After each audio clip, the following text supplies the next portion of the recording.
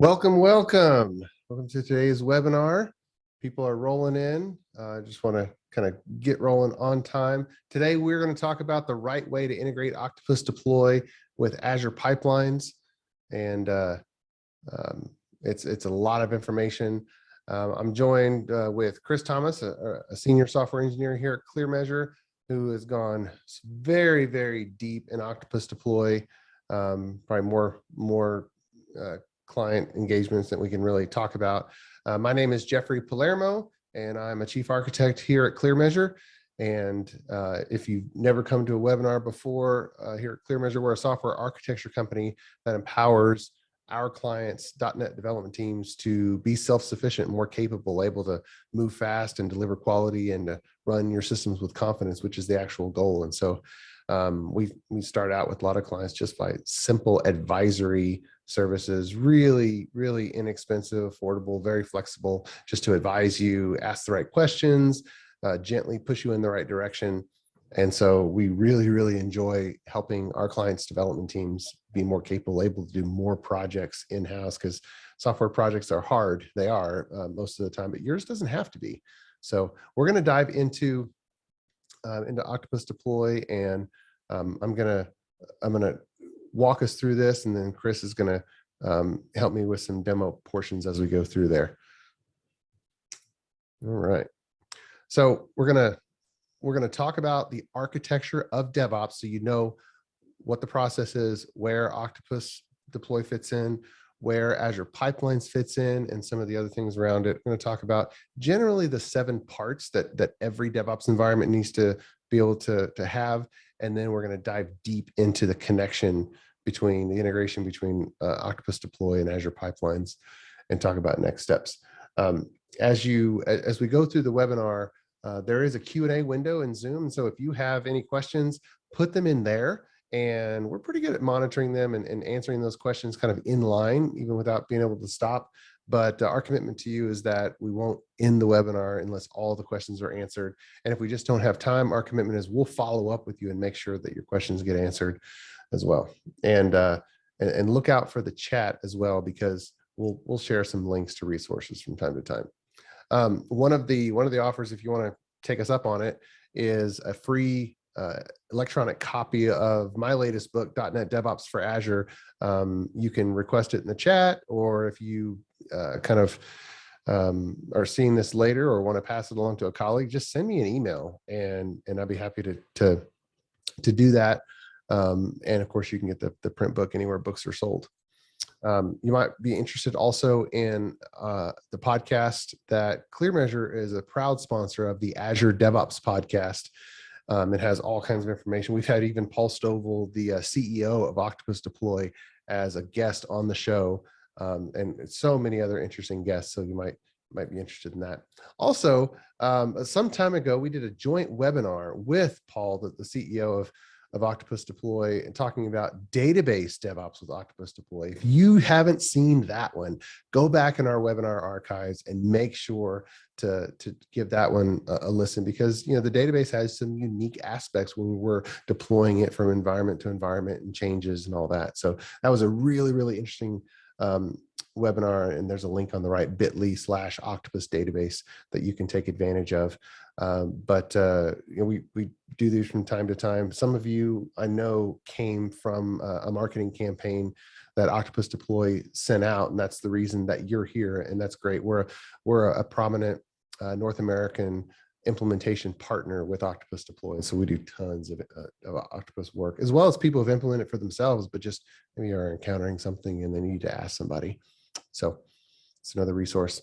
All right, let's dive into this, because we have a lot to cover, and we have a short time to do it. We try to be respectful of your time. We've allocated an hour time frame for this webinar, but no one likes to be in a webinar for an hour. So we try to pack as much information as we can into a short period of time and be respectful of your time. This is the overall architecture and flow of a complete DevOps pipeline. And so in your environment, these are the basic things that you have to have. And now I recognize this text is pretty small and you can't read it. And this is only the top 1/3 of the overall DevOps architecture poster. So if you would like a high resolution version of this, what is a 2-foot by 3-foot DevOps architecture poster, then just let us know in the chat. And if you missed that, then you can, of course, send me an email, but there's a link in the chat as well. But let me zoom back into the top 1/3, just walk through the parts that are really material to the topic today. You can see that we have our Git repository. When we have changes, a build is kicked off, an integration build at the team level. And then if that succeeds, we are going to create a release candidate, a versioned release candidate, and store it in a good spot. Azure DevOps has Azure Artifacts, and Octopus Deploy has a built-in package server and NuGet server, which of course supports zip files, very flexible, but we need to have those packages, and then we start deploying. Now it's really key. There are 3 unique categories of environments that anybody's going to have in a DevOps environment, and you need at least, at a minimum, of one of each. If you don't have that minimum, you're just not going to be able to do this. And a lot of teams have more than 3, and actually we're going to demo you more than 3, but you need production. You need at least one of those. Everybody knows that. Okay, without production, what are we doing here? And oftentimes you have multiple productions, whether it's, North American region or European region, or sometimes, there's a dedicated production environment for government customers, or you segment the load. Salesforce.com has any number of production environments, just so that they don't put too many customers on a single environment. That's pretty common, but you need at least one production environment. Backing up from that is a manual test environment. UAT is a common name for that, but also dev, test, staging, DIT, SIT. There's so many names for an environment where some audience, some person would do some type of testing on that environment. I need to go into this and use the software and check it out to make sure it's good, or if I should report a bug or clear it and it can go into production. And oftentimes you're going to have multiple of these manual test environments if you have multiple audiences or departments that each need this. And we'll show you in our demo, we've split it out. And Octopus Deploy has this guidance as well, because it's very common for the actual product team to need a manual test environment just for themselves. Whether you want to call it your dev environment or a test environment, the names are up to you. But oftentimes the product team itself, the engineering group itself, they want an environment. That's common. And then oftentimes, if there's some different testers or different customer or marketing groups, they want to test the next version of the project. We might need to give them an environment of their own. And then the production engineers who, if it's to that scale where you have a different group besides the engineering team actually deploying to production, if it's of that scale, they might need a staging environment where they can do some things and test out telemetry and logging and integration with other things before it goes to production. So, but you need at least one manual test environment minimum. And then of course, you would choose to have multiple based on the different audiences that you have in your particular organization. And then backing off from that, you need at least one test automation environment. We like to call this the TDD environment. And this is the environment that completes our continuous integration process, which has 3 phases. Remember, if your group says, hey, we use continuous integration, but you don't have an environment that's automatically deployed and automatically runs some type of post-deployment tests of some kind, then you haven't finished your continuous integration implementation, because continuous integration is 3 things. Private build that runs on an individual engineer's workstation, that build script. Second is an integration build that runs on a shared team server of some sort, build server. And the third step is your first deployment of this new release candidate and checking it out somehow. It could be as simple as a quick smoke test to make sure that the main screen comes up. If it's a web application, go to that URL, make sure it comes up versus blowing up on you. Or if whatever type of application is, if it's a backend service, send one message down the queue, make sure it picks it up, things like that. Because oftentimes unit tests can pass, integration tests can pass, but if it doesn't deploy, start up, and actually work in a basic way, it's a total waste of time to push it to a manual test environment. And we're wasting our colleagues' time by saying, hey, version such and such is available for testing, but it's actually not. So to complete our continuous integration process, we deploy to a first environment. And we see in a lot of teams, this type of environment is often missing. But we call it the TDD environment because it kind of invokes test-driven development. And along with post-deploy smoke tests, it's very, very useful to run full system acceptance testing. Once your team gets to that sophistication with test automation, and using tools like Selenium or Playwright or any other number of tools. You can also do some siloed performance testing, whatever you can do in a short, reasonable period of time that's useful to answer the question, we have a new build. Is it less stable than the previous build? In which case, I don't want to move it downstream. Or is it at least as stable as the previous build and it does something new because there was a change? In that case, we got a new release candidate. Let's move it down. Let's start deploying it to our manual test environment. So that's how you want to think about your deployment pipeline. Again, there's 3 main categories of environments that we deploy certain ways to. You need at least one of those. And of course, it's very common to have more of each of the 3 categories, just depending on your organization.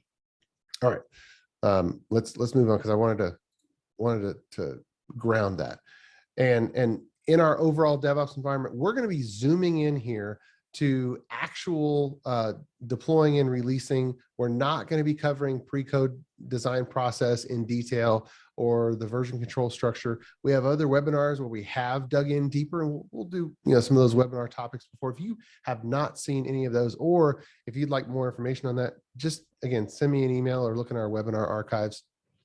And we go through the whole process. Of course, you can see on your screen, but when it comes to Octopus Deploy, the last 4 steps of our 12-step process, that's really where we want to do things a certain way to integrate Octopus Deploy into our DevOps environment. So again, I'm not gonna talk about the pre-code design process, but it is in my book, and we've done webinars on it. As well as version control structure. But I will talk about one thing where if you don't do this, you will be sunk in your Octopus Deploy implementation.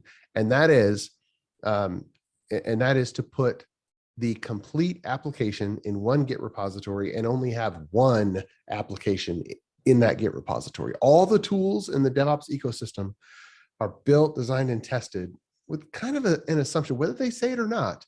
They're designed with the assumption that they're operating on the code of a particular Git repository, not just one directory of a Git repository, not assembling 10 Git repositories together. Now, if you're in a legacy code situation, you're already working around that. But if you're implementing this, make sure that there is only one version to software application in that Git repository. You build on it, you package it up as a release candidate, and now we're going to deploy it as a unit. And by the way, it's perfectly fine for one logical application to have 2, 3, 4 things that need to get deployed. Even in the simplest case that we'll show you, we have a web application which talks to a SQL Server database. Everybody has those. So even in one application, even if that was a the tiniest of microservices with a single web service API, it still has 2 things to deploy: web application and some type of place to store some data. Okay, that's normal. That's normal. All right. Now, when you think about your integration build, the arrange, act, assert of your build, the one piece where you need to consider Octopus Deploy is in the packaging step that's at the end of your integration build. And Octopus Deploy makes it super easy. You can package these up as NuGet packages. You can package them up as zip files. We're going to show you the package. In this demo, we have zip files, basically a zip file for the web application, a zip file for the SQL Server database. And that's where Octopus influences that. But at the same time, even if you were using any other method of deploying, you would still need to package up whatever it is that needs to be deployed. All right, so let's switch over and let's talk about the intersection between the build and packaging and getting ready for our first deploy and what that looks like. So we'll switch it over to go back. We'll switch it over to Chris's screen and just jump through that, and we'll show some of the artifacts. The first of which is if we're going to deploy a SQL Server database or changes to it, then in our source, and of course building, we need to have the place where SQL files are. So this happens to use DBUp. The popular ones are Roundhouse and AliSQL. The new Entity Framework and .NET 6 also has a mechanism to run arbitrary SQL scripts, as well as some interesting things that the ORM does. But in general, the mechanism of deploying a database is to deploy in sequence a series of changes, and then with a little history table in the target database, you just store the names of the files that have already been deployed so that you don't accidentally deploy them again. That's basically the architecture of a database deployment. So Chris, I'll kick it over to you. Kind of walk through here. Sure. So thanks for that breakdown of all the stuff we need beforehand, and is very great. Going to the actual things we have here is this is normal database, very simple, very light. Or this database is mocking up and tracking applicants, and if you're tracking people applying for new positions at your company. Coming here, we have skills and applicants and some joint tables happening here, but they're all done in the scripts table. This particular instance, we're using DBUp. We take the scripts and we put them in the same assembly that the DBUp is, so that way everything, the scripts and the executable and everything is assembled in the version together. So you just have to worry about one package and not have to worry about trying to sync up different scripts folders or different versions of your runnables and that sort of thing. This is why I chose to use DBUp in this case. We also have the webinar web app that's also sort of going along up to be our placeholder for our webinar, for our web app being deployed. This is hooked up with Git and showing when you make changes and check them in, it goes up to our build server here in Azure DevOps. So you can see there's lots of builds we've had in process here, along with different branches going on, and each one kicking off the same pipeline, but can change what things happen, which gets important when we're talking about Octopus Deploy, because when you start releasing things, if you're doing pre-release builds, things that you don't want to go into production, you can use Octopus to set up channels. And we'll go over that in more detail later when we get to the deployment side of things. But having the control to switch between doing what branches and stuff you want to deploy is something powerful we can use. So if we go into our pipeline, go to look at our YAML file. As soon as I can, there it is. Here we have our trigger bases based off of two different branches we have here, and a lot of setup stuff for like some of the variables, the pool is going into, and then I have our job section, and I have 3 jobs defined: a build, which builds our solution. Then we have release jobs, release full, and a release dev. And the only real difference between the two is we have a condition on the build succeeding, and we're checking if our source branch is on the master. If it's the master branch, then we're going to deploy, and this is all set up to our full channel deployments. Whereas our release dev, the channel defined here is going to be our dev only channel, where it only deploys to our dev and test environments, preventing it from ever going to production and inadvertently deploying some sort of more risk or unfinished features and bugs that haven't been completely tested and vetted into production. And so that's the purpose of having our channels here. And once we build and get to this portion, it sort of gets kicked off to our release section of our webinar. Did you have anything you want to go over before we go into the display there? I will say that if some of you are looking at this build definition here in Azure Pipelines and your eyes are crossing, you still do have the option to use the designer-based configuration for your build. The difference architecturally is that the YAML is stored in your Git repository, and so it becomes compatible with branching. So if you have a change in your build script as a result of something you're doing on a feature branch, well, you have compatibility. Whereas the designer-based configuration that been around a lot longer than the YAML configuration, that is global in nature, and so then you have to manage it if you have a change on the branch, so it doesn't break all the other branches. That's architecturally the difference. Other than that, it's just a preference, whether you like a designer or whether you like to kind of do it in code yourself. Great.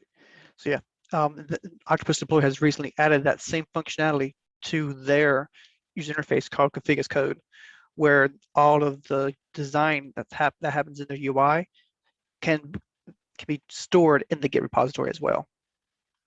That's actually a key difference. We're not showing it now, and Octopus is kind of outside this scope, but Azure DevOps chose to make a break in compatibility between the designer and the YAML. Octopus Deploy has chosen to keep those in sync, so that even though the configuration of your Octopus project is stored in your Git repository, the designer, the built-in designer in Octopus can edit it. You don't have to constantly be going back to a text editor in order to edit it. So I really like the fact that Octopus did that, because it just makes it a lot more discoverable. And for simple edits, more people are going to be able to do it just because of tooling. I mean, we love our IDEs, we love development tooling, and not having to remember every bit of syntax for every line. Right, and that also comes handy if you need to do like large edits. If you're changing like a name of an environment or name of something, you can go to the source file in your Git repo and do massive find replace if you needed to do massive edits like that, not have to go through the UI and click all the boxes. So once we get a successful build here, whether it's on the master branch or a feature branch, it goes to our releases, and it automatically creates a release.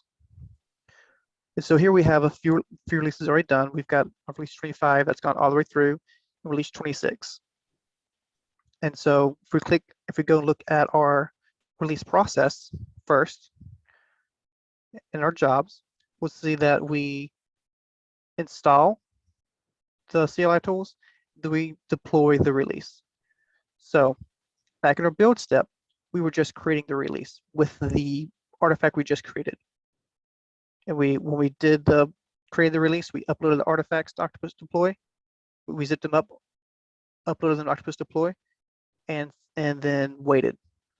Created the release and waited. What this does here is it will then go and just deploy the release we created. It deploys it, we wait for it, and then once it's done, we take the test files that we had built and run those tests. And so this is running tests on the environment we had just spun up. And so that way we can wait for it to have Octopus do our deployments, which is what Octopus is really good at. But when we get here, we have Azure run the tests, which is something Azure is more suitable for doing, because it has things for showing test results and all those other things. And one aspect on that is if you look at Octopus Deploy itself, it has no test reporting feature. It's just not built for that. Right. Now you can run arbitrary command lines in Octopus Deploy, so technically you could run anything, but there's no mechanism for test reporting or to see what passed or failed. And interestingly enough, GitHub Actions itself, is still have yet to implement, test capabilities. Whereas in Azure Pipelines, it supports running the test, reporting the test, analyzing the test artifacts. It supports that wonderfully. So this first deployment here, you want to run post-deployment tests. You want to run those tests from Azure Pipelines, because that's where you'll be able to see and analyze the results of those tests. That's a really important distinction. Right. And so this will run the tests. And then once the tests are done, everything passes, what we have set up is deployment gates, where it's done here and it's going to ask, hey, test team, are you ready to have the next artifact put into your environments? That this is done so that way the test team they're running tests, they're not quite done with what they're working on now, this doesn't pull the rug out from underneath their feet. This gives them the opportunity to say, yes, I'm ready for it, and then approve the release, and it does all the scripts for them to get their environment ready for the next artifacts to be tested. Now, as you see here, we do have more than the 3. We do have we have 5 environments. Octopus Deploy typically recommends 5 environments as a good rule of thumb.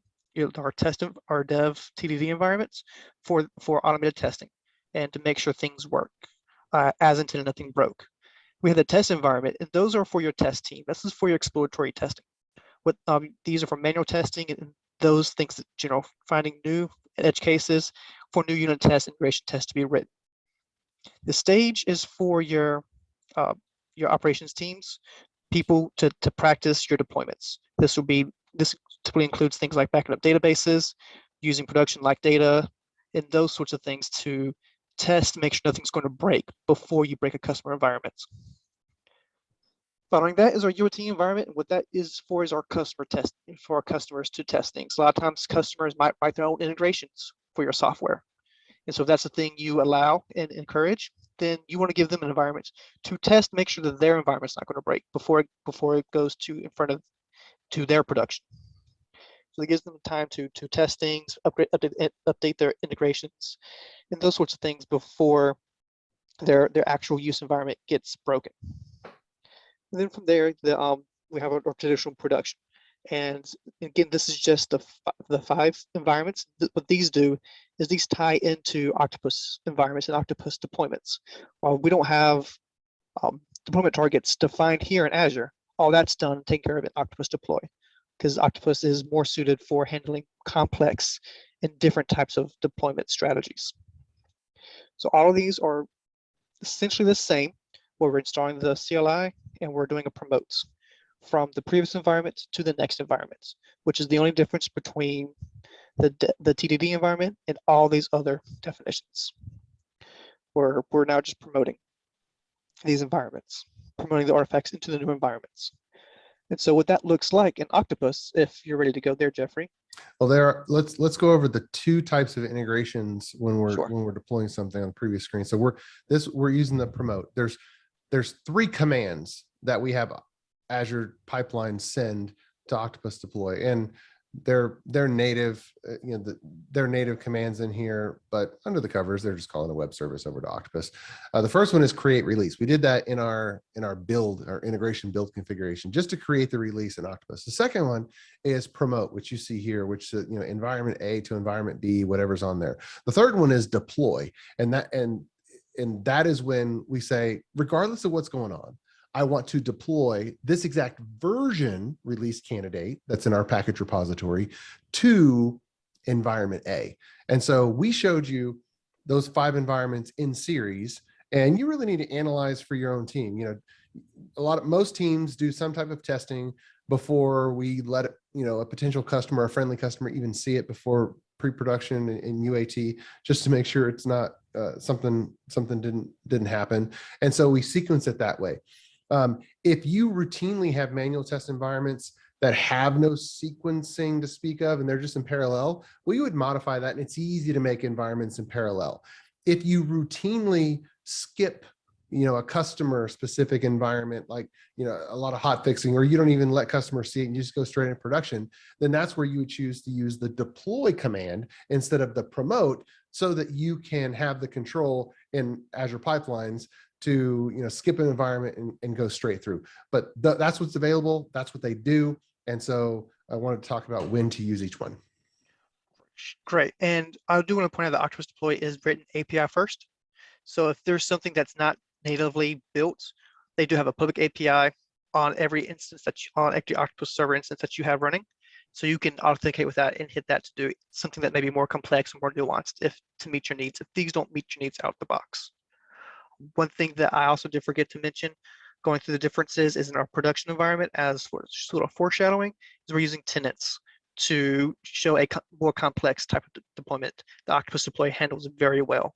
And in this case, we're showing geo-regions. Instead of having 4 production environments, you still have your 1 production environment, but sort of break that up with your tenant tags.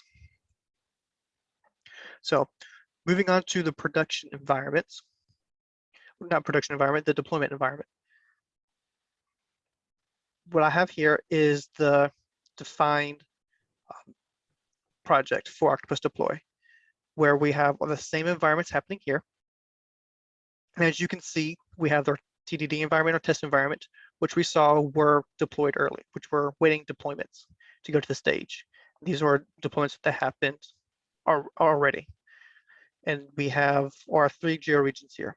So let's jump into our process. And here it's very straightforward and simple, where we're retrieving sensitive variables from Octopus Deploy, from Azure Key Vault, and then deploying our app service and deploying our database. This is a thing that I've had to do with some clients needing to have their secrets not stored in Octopus, but stored in some other type of secret manager, whether that's AWS Secrets Manager or Azure Key Vault, for their own security compliance reasons. With those things having APIs and CLI commands tools to use, I've chosen to take and retrieve our secrets, most notably our database password, store that in Azure Key Vault, and use that and store that in a variable found in our project. Pulling that variable is just as simple as running a PowerShell command and retrieving it, authenticating it, having been authenticated already. Looking for authentication. The most important point is to do not put secrets in plain text, either in Octopus Deploy variables or in Azure Pipeline variables. If you have a Key Vault, use it and integrate it here. If you don't, then you have a choice to use the built-in Octopus, I'll say Key Vault, or Azure Pipelines has it as well, where it will encrypt it, make it where nobody can retrieve it. And the decision on when to use which one, if you don't have your own Azure Key Vault as in here, is if you have different operations people who manage the cycling of those secrets, it's probably most appropriate to use it to put those in Octopus Deploy. If you have a completely integrated software engineering team and it's normal to do that in Azure Pipelines anyway, well then use the secrets feature in Azure Pipelines and pass those secrets through to the Octopus Deploy integration as a secret variable. And there's a dedicated way to do that as well. So, but those are the decision points of where to get them from. Sure. And if you want a complete example of how to use AWS Secrets Manager as your Key Vault, we do have blogs covering both those topics at ClearMeasure. But once we get these secrets, we store them as output variables, marking them as sensitive so they don't get inadvertently printed to screen. And then we deploy the Azure service, and then we deploy our database. Deploying the database is a PowerShell script that just does our DB up sort of thing. And we're using the database password, and that looks like we're pulling it out of our Octopus out of our variables. And this is what it looks like. This is how you sort of use that variable, pulling it from another step. And that is the process. It's short and simple, but it allows for lots of things. If we go to back to our overview, it's the same process and steps for everything. Then we start getting to our tenants. These tenants allow us to deploy to different geo regions, like we have here in North America, Europe, and APAC, Asia Pacific.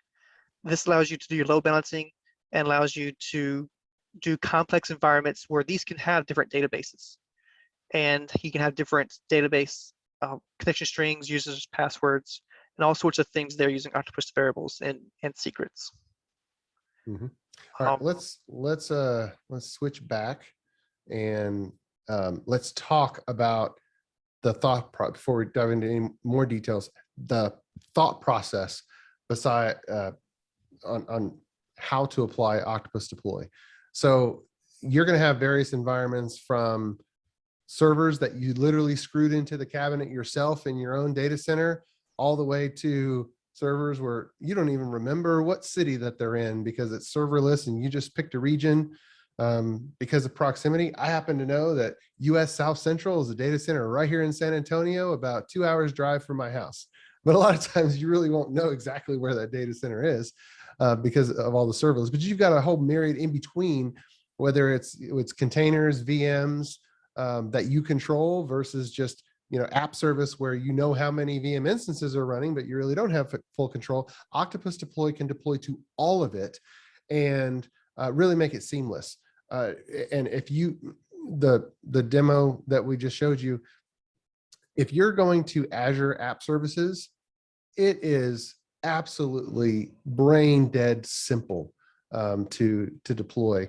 Octopus Deploy over the last few years has invested quite a bit in making it just as smooth as butter to deploy to app service, and make sure that all of even though Azure supports hundreds of little knobs where you can tune and customize everything, that those are accessible, but for 80% of the time we don't care about all those knobs. So they've streamlined it and elevated just the few knobs that really make a difference most of the time, but all of them are supported for sure.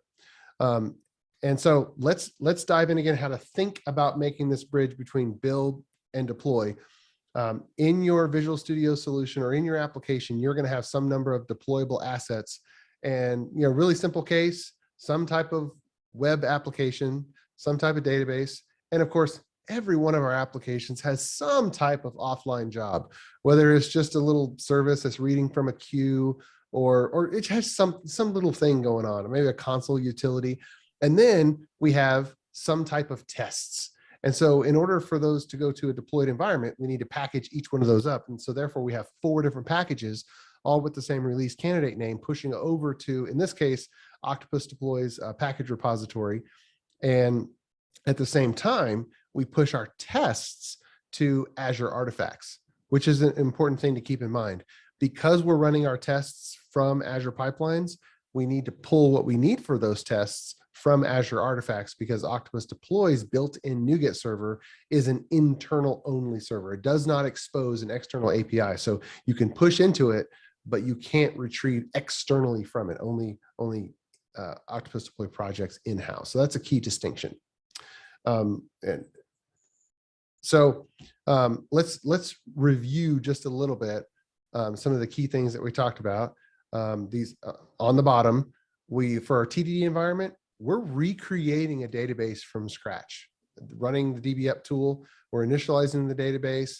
We're configuring server resources. We're deploying whatever application we have. And then we're running acceptance tests. We're running whatever those tests we have after Octopus Deploy completes, gives control back to Azure Pipelines.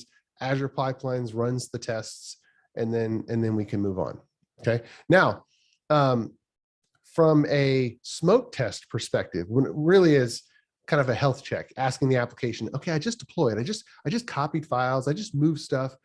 How do I really know that the application started up? This is where smoke tests come in. This is, or what we're really asking the application is, hey, I know I deployed a new version of you, but are you healthy? All right, we need to ask the application that question. And so we need at least some endpoint, some way to call the application and let it answer that question. And so whatever's appropriate to your application, make sure that you do that right after you deploy to any environment. That's just a tip.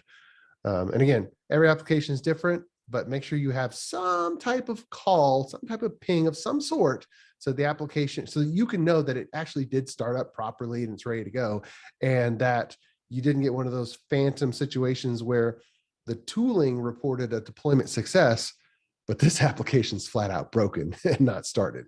We all know that that's happened to everybody. I'm just going to blaze through here and talk about the full system testing and the pull request, how the pull request process fits in.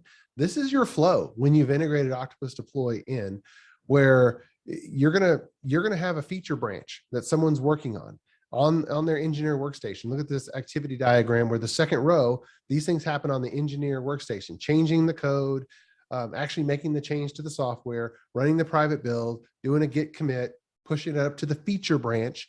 Then on the build server, we run the integration build. Okay, that's great. Then in the TDD environment, we integrate over with Octopus Deploy and deploy to our TDD environment. And then after Octopus Deploy does its deployment, the call stack, the control comes back to Azure Pipelines. We run the automated acceptance test, whatever that means for your particular software.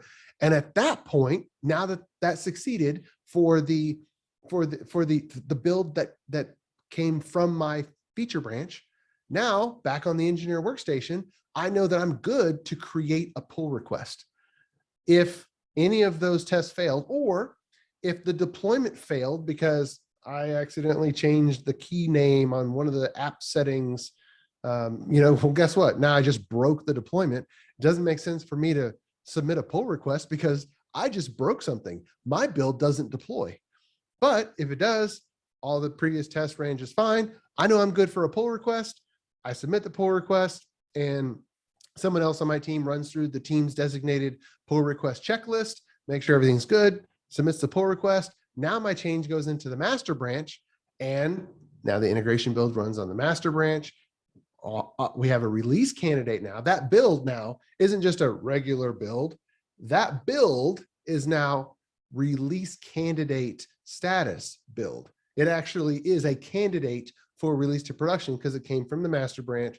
We deploy to the TDD environment, Octopus Deploy does its thing, and acceptance tests, and now it's ready to go to one of the manual test environments. So that's the flow of where Octopus Deploy even fits into your pull request process. All right, harping on tests a little bit more. These are some of the screens in Azure Pipelines for saving artifacts from your post-deployment testing. And we can see in this very simple screenshot, we have 6 tests passed, we have one of the tests selected, and we have the attachments tab selected, and we have 3 steps, okay? And then we're gonna zoom in on this screenshot. Next slide is a zooming in of an actual screenshot of a simple screen in the browser. Now, obviously this sample is very simple. We just have a form with a save button with 3 text boxes, but this is a screenshot of what that screen looks like as, in this example, the Selenium tests are pulling up a web browser, navigating to various screens and pulling up a form, filling in text boxes, and we snap a photo of that screen and we log it so that later on when we're analyzing test results, and this is especially useful when a test fails, to know exactly what the screen looked like right before we had a test failure. Because we're not running these tests on our box, we're running them on our TDD environment, okay? But it failed. Why did it fail? It's important every single step of post-deploy tests that you run, take screenshots. They're free. Azure Pipelines will save all of them associated with every test run, and you will be so thankful when you're trying to figure out, hey, this has been running for a long time just fine. Why did it fail now? And you'll be able to look at it, what the screen looked like right before it failed, and you'll instantly know what happened, and you'll be able to fix it quickly. All right. Let's close out with some philosophy of how you should be managing these environments before we jump back over to Octopus Deploy Runbooks now that we're in production. All right. Anytime you deploy to production, you should make sure that everything that you do has been done successfully multiple times in multiple previous environments. Do not do anything for the first time in production. If you do, just know that you're basically developing in production. And we all know that that's a bad idea because we need to verify everything before. So here's just a list of very, very common things that we all do, and the environment typically it goes to. And again, the middle column, the UAT environment, that's whatever name you want to call it. That's do these in manual test environments. Okay, so now we've gotten to the point where we're deployed all the way through. We're in production. And you know what, whether we have designated people for operating the production environment, or whether we have a smooth rotation in the development and the engineering team of a person, go on rotation of who kind of operates production and make sure everything right. Octopus Deploy has some really good capabilities for that, and it's called Runbooks. And so I'm going to switch back over, and we're just going to show the highlights of those capabilities. So yeah, Runbooks is Octopus Deploy's answer to people who are creating projects solely to do one-off or maintenance tasks. Before Runbooks were introduced, there were projects that had like create database backups. You see here and restore database backups, and clean up database logs, rotate keys. I've seen lots of different things that are like one-off tasks that's not part of putting artifacts on a box. It's maintaining those artifacts or maintaining connectivity or something along those lines. And so these runbooks was Octopus Deploy's solution for that, and they put them separately, but inside this project, because a lot of times when you're doing a deployment or you're trying to do maintenance on a database, different projects will have different database connection strings based off of database names for those projects or different types of users or permissions. And for least access things, you want different database passwords for different things accessing your databases. So you can, instead of having to copy database or copy passwords and usernames across multiple projects, you can use those same variables you use to deploy your database to maintain your database for creating these backups and restoring these backups. They using those same passwords, using those same variables allows you to just reduce clutter and reduce chances of errors happening by using the wrong variables. And even then, taking one step further, if you have tenant deployments, you can then have the different tenant variable values pulled out as well to use against these use for these runbooks. And if we're trying to then take that one step further, we now have our backups and restore processes defined, well-defined, and running smoothly. Now we can start going into automated backups.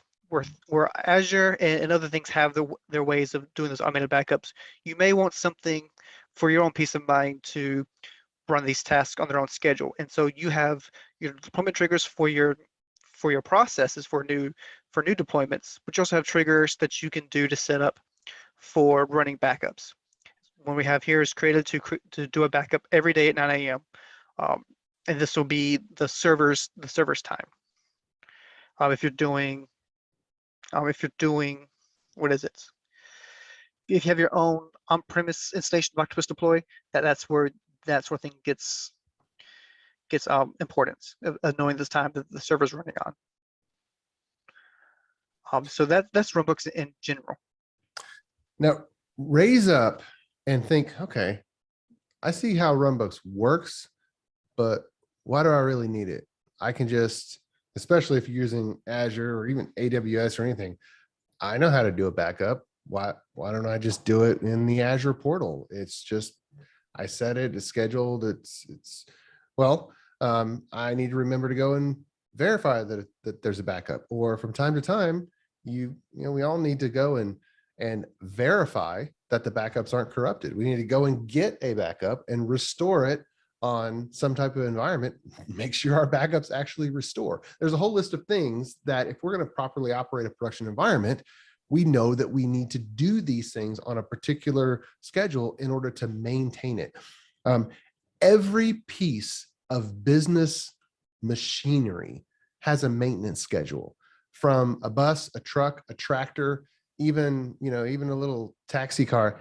Every piece of machinery, every piece of equipment has some type of maintenance schedule where, yeah, you may be able to skate by and ignore maintenance for a little bit, but if you choose to just not do maintenance, your machinery, your equipment will break down and surprise you at some point. And production environments are no different than a piece of business machinery. If you ignore maintenance, it will surprise you at some point and break down, and then it'll be an emergency for everybody. So we all know that we need to do proper maintenance on our production environment.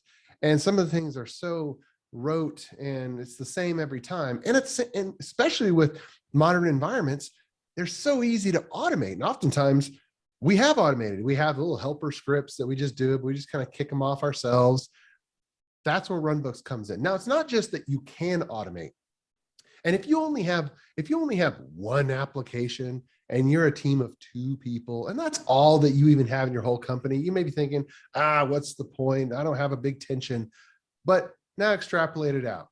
That's not most teams. And the people on this call, you have multiple applications and you have the database of one over here, maybe Azure SQL, the database of another on a different type of environment, database of another here. Oh, this other application not only has a database, but it also has queues that oftentimes back up and sit for a while. Well, guess what? That's data. And if you lost it, it's a problem. Oh, and another application has a directory, whether it's blob storage or whether it's a network share on a server, a directory of PDF files that it stores. Well, guess what? That's data. Any type of data needs to be backed up. And so Runbooks allows us to raise up our thinking and say, you know what? I need to perform backups, and I need to verify the data that is backed up on some type of schedule. And then I have all these different applications that I need to do that for. And the implementation of each different application, each different production environment, it's a little bit different, but I'm still doing the same thing. I'm backing up and I'm verifying a backup. And so Runbooks allows us to declare for ourselves and keep track and kick off the automation of doing that task, even though the implementation of doing that task is different in some way in every application's production environment. So, you can imagine it for your own situation, but if you already are, tripping over multiple production environments, then you already know the tension. So we don't have to sell you this. It's hugely useful. And on top of that, not just maintenance, but let's talk about onboarding new customers. If you're running a SaaS platform and you now need to spin up a whole new customer environment, that's not new artifact production. That's spinning up VMs, that's spinning up whatever you need, whatever infrastructure you need. And that can be offloaded to a runbook where you don't have to remember, what do I need for a new customer? What database do I need? What VMs I need? You can offload that to a runbook. And then for runbooks, you don't have to have the developers or ops team for that. If you have a support team dedicated to helping customers as they come on board or any errors they have, you can offload some of that work to that team. Now they don't have permission. You can then restrict their permissions where they can't deploy new artifacts. They can't change your production deployment process, but they can run some support jobs to maybe collect customer data. If there's an error that a customer's having, they can run a runbook and collect the logs from a database. Or they can run a runbook to spin up or spin down a new customer.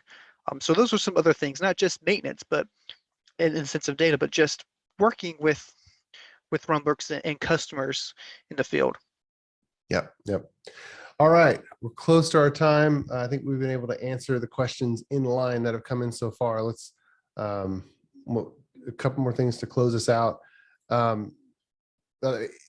Here's just a few of the many success stories that we have available. If you want more information, just contact us. We just took some of the stories that were specifically Octopus Deploy implementations where this isn't even scratched the surface on the number of them. But Pop Hutchison, that does huge amounts of property tax cases in Texas, they went from up to 4 weeks per deployment to literally hours per deployment, and they have a relatively small development team, and they're deploying multiple times a day now. So many success stories, and we can share more if you're interested in those. But our goal for you is for you to be self-sufficient, and where your team is able to crank out and make changes and deploy on the drop of a hat, and really be instead of your business counterparts asking, hey, when is this going to be ready? I'm waiting on you. You can turn around and say, oh, by the way, this is ready, waiting on you to say that you're ready to accept it. DevOps automation really does turn the tables on who's waiting for who, and it's liberating. So if you have any ways that you're trying to push your team forward, and we can advise, ask questions, push you in the right direction, we are super happy to help. And so I'm just looking again at the Q&A to make sure we answered all the questions. We will dismiss you, and thank you very much for your time. And by the way, if any of your colleagues were wanting to come here and they were not able to make it, for the people who were here, we will be sending you the recording, and you can make sure to share it with your colleagues as well. So thank you so much for your attention. And it was great. And watch out for notifications of next webinars. Have a great day.